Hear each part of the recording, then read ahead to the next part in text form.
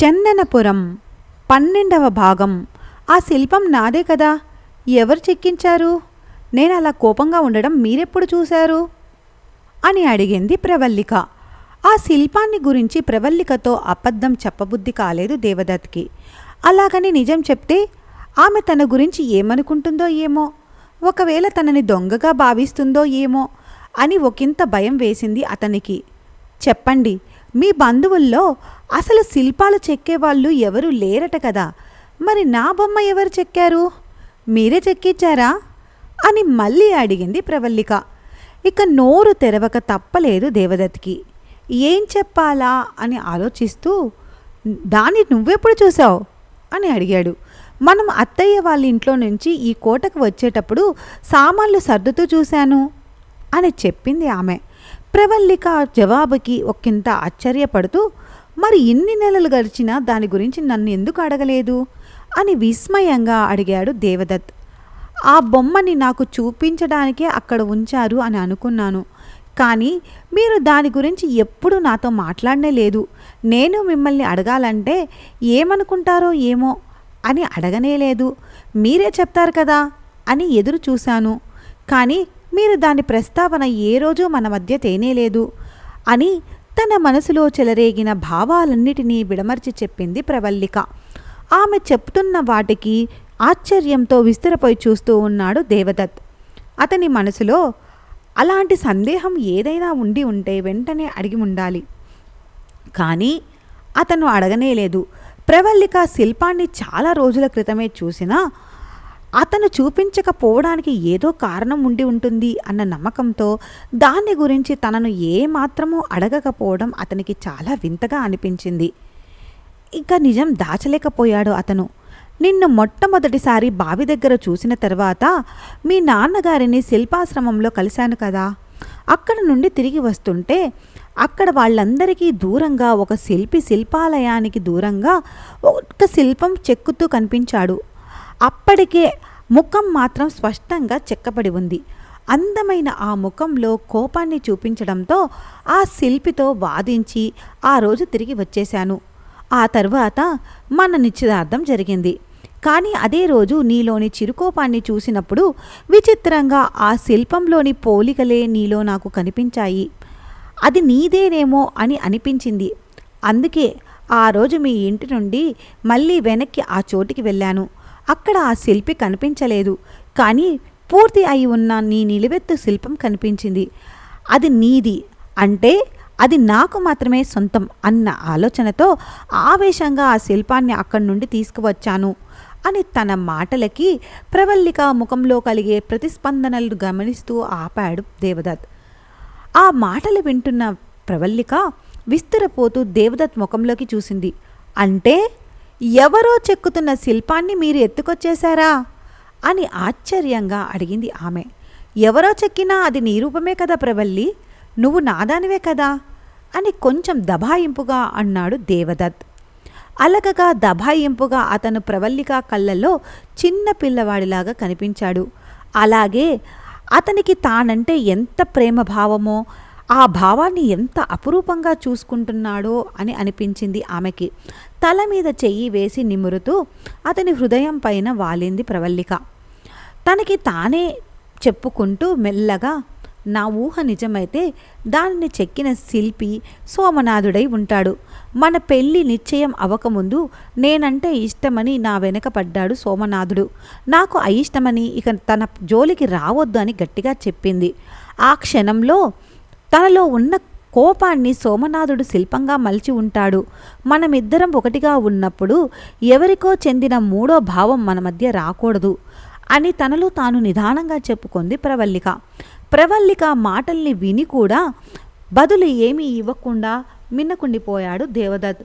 దేవదత్ మనసులోని మొండితనాన్ని అర్థం చేసుకుంటూ, ప్రాణమున్న నేనే మీ సొంతం అయినప్పుడు ఇక ఆ ప్రాణం లేని శిల్పం మనకెందుకు, దాన్ని తిరిగి ఇచ్చేయండి అని నిక్కచ్చిగా చెప్పింది ప్రవల్లిక.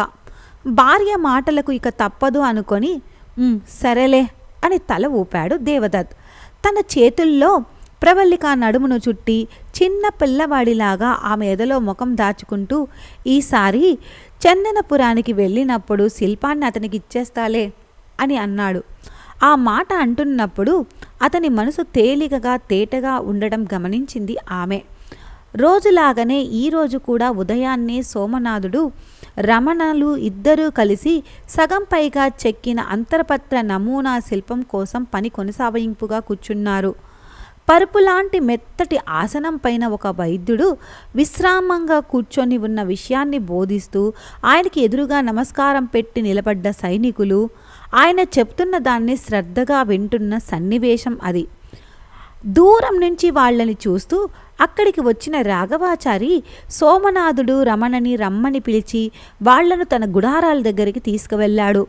పనులను ఆపించి మరీ ఆయన ఇక్కడికి ఎందుకు పిలుచుకువెళ్తున్నాడో వాళ్ళకి అర్థం కాలేదు. రాఘవాచారి గుడారం దగ్గర కూర్చొని వాళ్ళని కూర్చోమని సైగ చేస్తూ, ఈరోజు చాలా మంచి రోజు, ఈ ఆలయాలకు ముఖ్య ఆకర్షణ ప్రధాన ఉద్దేశము అయిన రతికా భంగిమ శిల్పాల్ని చెక్కే పని ఈరోజు మొదలు పెడితే బాగుంటుంది అనుకుంటున్నాను. మిగిలిన వాళ్ళు రాజసేనల శిల్పాలను చూసుకుంటారు. రతికా నమూనాల్లో ఒక్కదారిని మన ముగ్గురం కలిసి ఈ పూట ప్రారంభిద్దాం అని సవినయంగా చెప్పాడు.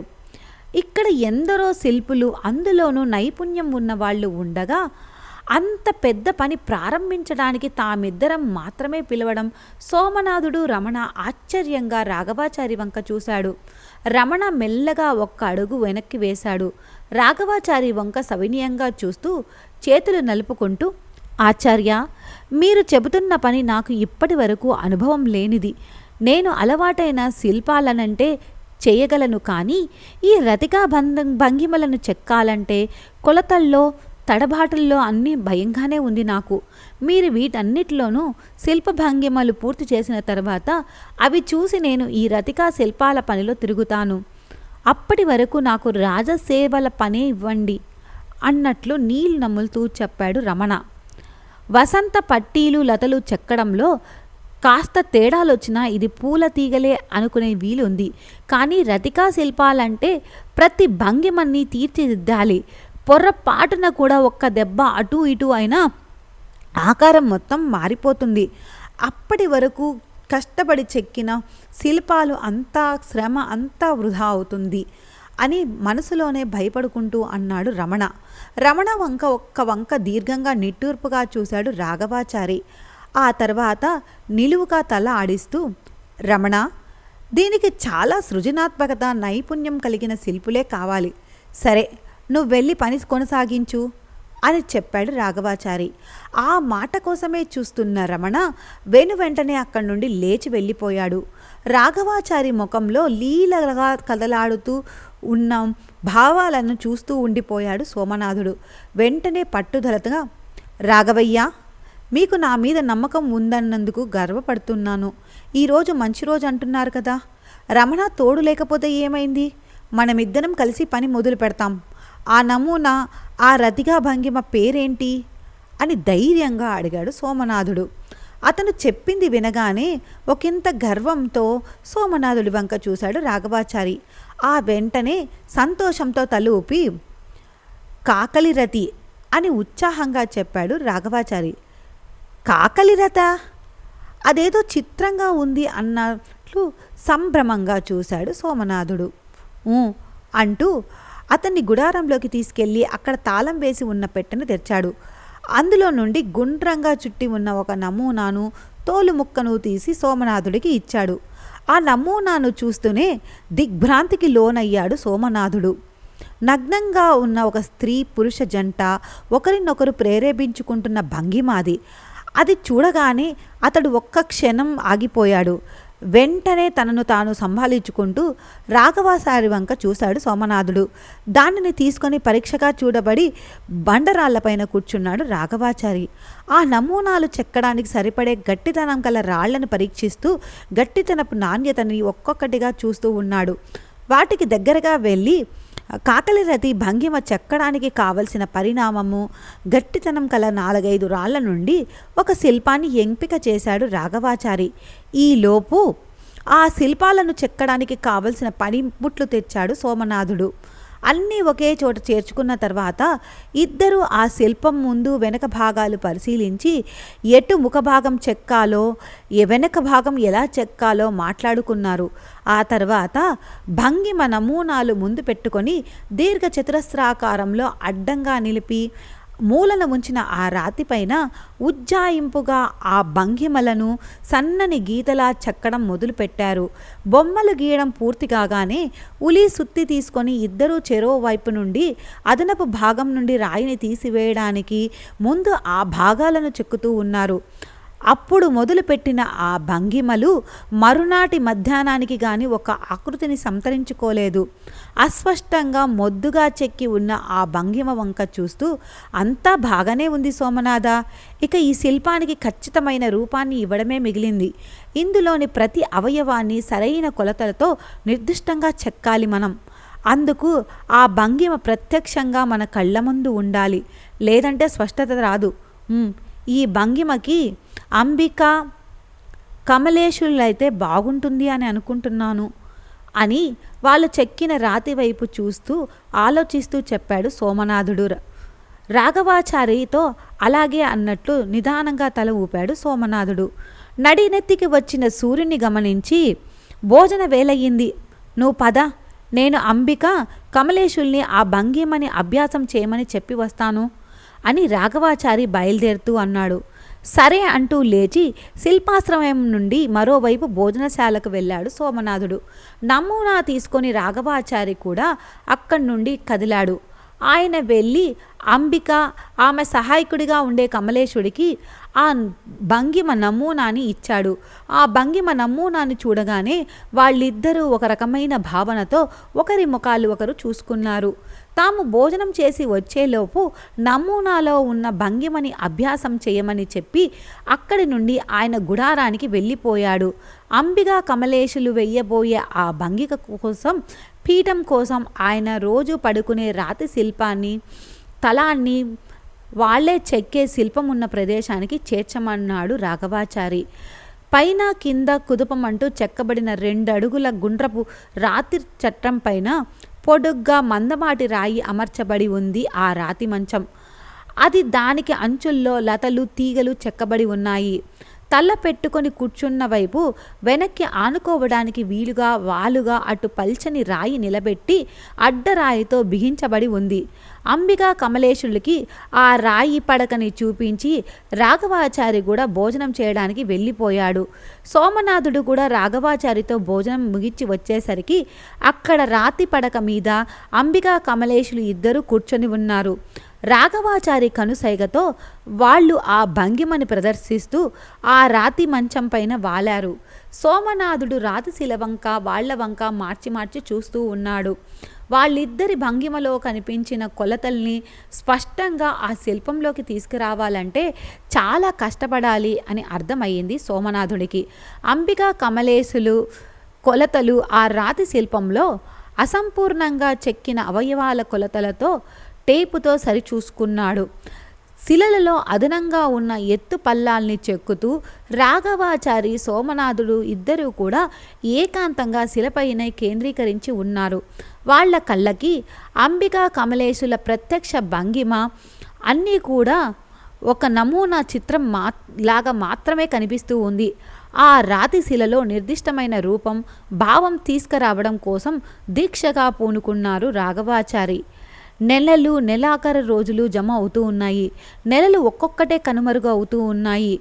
ఇలా మొదలుపెట్టిన భంగిమలు ఒక్కొక్కటిగా మలచబడుతూ ఆ శిల్పాశ్రమం నుండి చందనపుర గ్రామంలోని శిల్ప ఆలయానికి చేర్చబడుతూ ఉన్నాయి. శిలలన్నీ భావాత్మకంగా శిల్పాలుగా చెక్కడంలో ఇహపరాలను పట్టించుకోకుండా పనిలో నిమగ్నమై ఆకలి దప్పులు మర్చిపోతూ ఉన్నాడు సోమనాథుడు.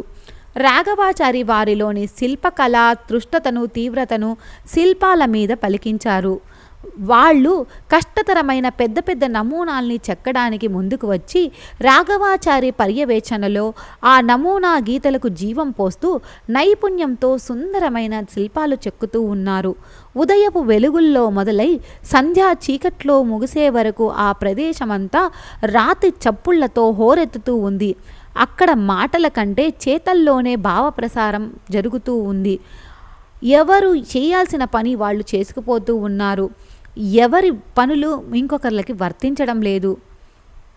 ఇలా రకరకాలుగా వాళ్ళ కష్టాలకు అర్థమవుతూ నియామకాలను అన్నీ కూడా చెక్కిస్తూ ఉన్నారు. వాత్స్యాయన కామశాస్త్రాన్ని ఆ ప్రతిని మహారాజు యశోవర్మకి తిరిగి ఇచ్చేస్తూ తన పక్కనే ఉన్న పీఠం పైన ఉంచాడు దేవదత్. ఆ ప్రతిని చూస్తూనే, కూర్చో దేవదత్త, పూర్తిగా చదివావా? ఏమర్థమైంది నీకు అని ప్రత్యేకించి అడిగాడు యశోవర్మ. మహారాజు గారి సింహాసనానికి కొంచెం క్రిందుగా ఉన్న ఉచితాసనంలో కూర్చుంటూ, కామశాస్త్రం అంటే అందులో కామ సంబంధితమైనవి మాత్రమే ఉంటాయి అని నేను అనుకున్నాను. ఇన్నేళ్ళు అలాగే భావిస్తూ వచ్చాను మహారాజా. కానీ నా అభిప్రాయం తప్పు అని మొదటి అధ్యాయం చదువుతూనే నాకు అర్థమయ్యింది అని వినయంగా చెప్పాడు దేవదత్. మహారాజు తిన్నగా తల పలికించి, అయితే ఇప్పుడు కొత్తగా ఏం తెలుసుకున్నావు అని దేవదత్ వంక సూటిగా చూస్తూ అడిగాడు. మనిషి పుట్టినప్పటి నుండి మరణించే వరకు చేయవలసిన ధర్మాల గురించి తెలుసుకున్నాను మహారాజా అని టక్కున జవాబిచ్చాడు దేవదత్. వాటిని గురించి ఆయనకు తెలిసినా దేవదత్ వాటిని ఏ రకంగా అర్థం చేసుకున్నాడో తెలుసుకోవాలని, అవేమిటో మాకు కొంచెం వివరించి చెప్పు దేవదత్తా అని కుతూహలంగా అడిగాడు యశోవర్మ.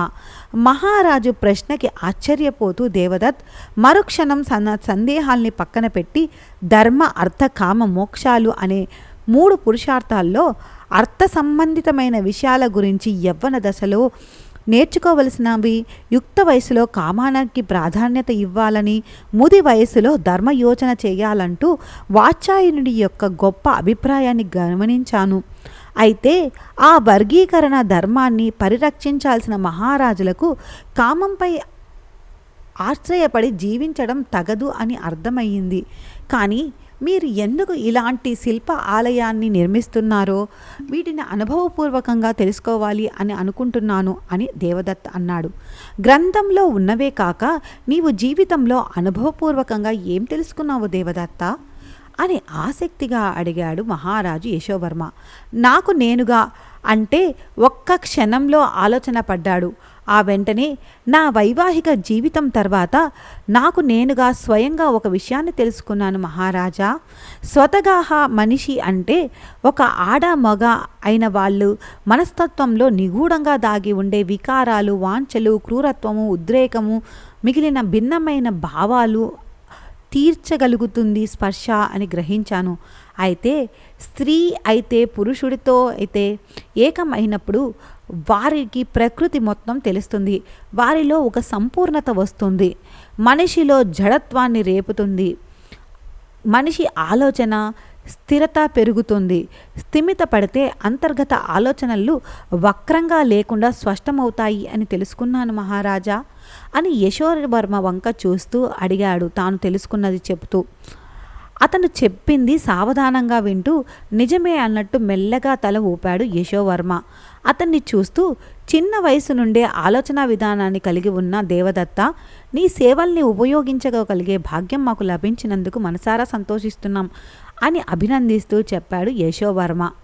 ధన్యవాదాలు మహారాజా అని అతను చెప్పి రక్షణ విషయాలు మాట్లాడాడు. మళ్ళీ ఈ శిల్పాలయం ఎందుకు కడుతున్నారు అన్నట్లు ఒక ప్రశ్నాత్మకంగా అడిగాడు. దాని గురించి చెబుతూ మహారాజు, మనకు తెలిసిన విషయాలు మన మునుపు తరాలకు తెలియాలి అంటే దీనిని ఎవరు కూడా మాట్లాడడానికి సంకోచిస్తారు. ఈ శిల్పాలయానికి వచ్చినప్పుడు కొత్త జంట కొత్త విషయాలు తెలుసుకుంటారు. వారి వైవాహిక జీవితంలో ఒడిదుడుకులు లేకుండా చక్కగా గడిచిపోవడానికి ఈ శిల్పాలయం అనేది తోడవుతుంది అన్నట్లు చెప్పాడు. అర్థమైంది అన్నట్టు తల ఊపి మహారాజు దగ్గర సెలవు తీసుకొని వెనుతిరిగాడు దేవదత్. ప్రతిరోజు రాఘవాచారితో కలిపి శిల్పాలు చెక్కుతున్న సోమనాథుడికి ఈ 3 రోజుల నుండి తాను ఎక్కడ శిల్పాలు చెక్కుతూ ఉన్నది, ఒంటరితనంగా ఉన్నది ఏమీ అర్థం కాలేదు. తను ఏం చేస్తున్నాడో ఏమో అతనికే అర్థం కాలేదు. రాఘవాచారితో కలిసి చెక్కుతున్నప్పుడు బాగానే ఉంది. కానీ రాఘవాచారి 3 రోజుల క్రితం చందనపురం వెళ్తూ ఉన్నానని చెప్పి వెళ్ళిపోయాడు. రాఘవాచారి లేకపోవడంతో ఒంటరితనాన్ని అనుభవిస్తూ ఉన్నాడు సోమనాథుడు. అతను పిలిస్తే పలికేంత దూరంలో శిల్పాలయ మంత్రరజును దులిపేవాళ్ళు, అంతర్గత పత్ర శిల్పాలు చెక్కే శిల్పులు, ఏనుగులను ఆజ్ఞాపించడానికి మావటులు, వంట పని చేసుకునే వంట మేస్త్రీలు, ఇలా ఎందరో అతని చుట్టూ ఉన్నా సోమనాథుడికి ఎందుకో ఒంటరిగానే ఉంది. ఏ పని చేయబుద్ధి కావడం లేదు. బాగా అలసటగా అనిపిస్తూ ఉంటే రోజంతటికి ముందే పని ఆపి ఆ పనిముట్లన్నీ పక్కన సర్దేశాడు సోమనాథుడు. అలసట తీరే మార్గం జలపాత స్నానం ఒకటే అని అనిపించి తానే జలపాతం వైపు నడిచాడు. పొడి బట్టలైనా తీసుకోకుండా యాంత్రికంగా వెళ్తూ ఉన్నాడు అతను. చీకటి పడ్డానికి కొంచెం కొంచెం మొదలు అవుతుంది. జలపాతపు ఒక సన్నని పాయ కిందికి పడి చిన్న కొలనులాగా ఏర్పడి ఆ ప్రాంతానికి వచ్చాడు. ఆ ఎత్తైన జలపాతము పైనుండి కింద తుంపర్లు పడుతూ ఉంటే అతనికి చల్లగా ఆహ్లాదంగా అనిపించింది. వేడెక్కిన అతని మెదడు ఆ చల్లని తాకిడికి క్రమక్రమంగా సేద తీరుతూ ఉంది.